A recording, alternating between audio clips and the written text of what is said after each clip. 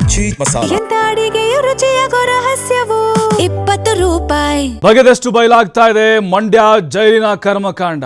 ಕೈದಿಯೊಬ್ಬನಿಗೆ ಸಂಗಾತಿ ಜೊತೆ special room ವ್ಯವಸ್ಥೆ ಮಾಡಿದ್ದು ಆಯಿತು. ಇದೀಗ ಮಂಡ್ಯ ಜೈಲಿನ ಮತ್ತೊಂದು ಕರ್ಮಕಾಂಡ ಬಯಲಾಗಿದೆ.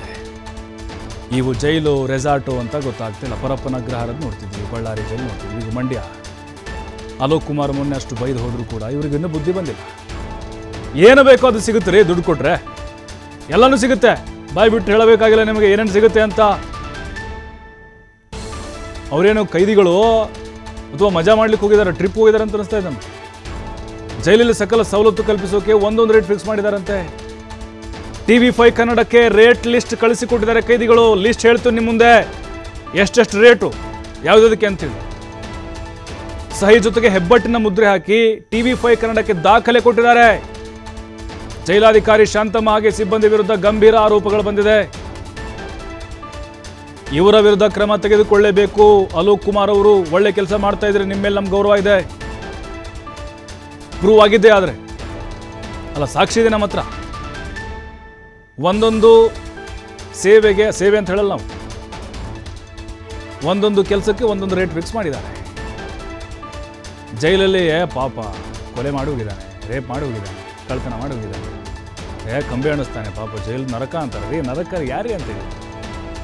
ಸ್ವರ್ಗ ರೀ, ಮತ್ತೊಂದು ಸ್ವರ್ಗ. ಅದು ರೆಸಾರ್ಟ್, ಕಾರಾಗೃಹ ಅಲ್ಲ, ಅದು ರೆಸಾರ್ಟ್ ಆಗಿ ಮಾರ್ಪಾಡಾಗಿದೆ. ಮತ್ತು ಯಾಕೆ ಬೇಕ್ರಿ? ದುಡ್ಡು ಕೊಟ್ಟರೆ ಎಲ್ಲ ಸಿಗುತ್ತೆ ಅಂದರೆ ಅವ್ರು ನಿಲ್ಲ ಇಟ್ಕೋಬೇಕಲ್ಲ. ಇವೆಲ್ಲ ಮನ ಪರಿವರ್ತನೆ ಕೇಂದ್ರ. ಅಲ್ಲಿ ಮತ್ತಷ್ಟು ಕೊಬ್ಬಿದ ಗೂಳಿಗಳಂಗಿರ್ತಾರಲ್ಲ, ಬಿಂದಾಸ್ ಆಗಿರ್ತಾರೆ. ಬಟ್ ನಮಗನ್ನಿಸ್ತಾ ಇದೆ ಜೈಲೇ ಬಿಟ್ರೆ ಅಂತೇಳಿ. ಈ ಕೊಲೆ ಮಾಡ್ರು, ರೇಪ್ ಮಾಡ್ರು ಅಥವಾ ಅಪರಾಧ ಕೃತ್ಯ ಮಾಡ್ರಿಗೆ ಅವ್ರಿಗೆಲ್ಲ ಏನಾಗುತ್ತೆ, ಇವೆಲ್ಲ ಜೈಲಲ್ಲಿ ಎಲ್ಲ ಸಿಗುತ್ತಂತೆ ಅಂತ ಅವ್ರು ಏನಾಗ್ಬಿಟ್ರೆ ಕ್ರಿಮಿನಲ್ ಕೇಸಸ್, ಕ್ರಿಮಿನಲ್ಲು ಅಪರಾಧ ಪ್ರಕರಣ ಜಾಸ್ತಿ ಆಗಿಬಿಡ್ತದೆ.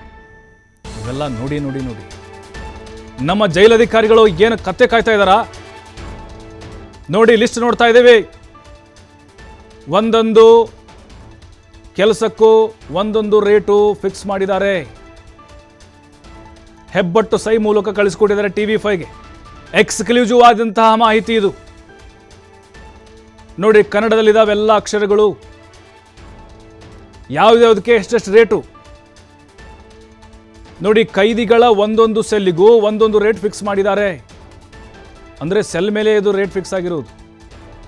ಸೆಲ್ ನಂಬರ್ 1, ಸೆಲ್ ನಂಬರ್ 1 ಪ್ರತಿ ತಿಂಗಳು 10,000 ರೂಪಾಯಿ ಹಣ ವಸೂಲಿ ಮಾಡ್ತಾರಂತೆ ನೋಡಿ. ಇದಕ್ಕಿಂತ ಇವರ ಕರ್ಮಕಾಂಡ ಬೇಕಾ?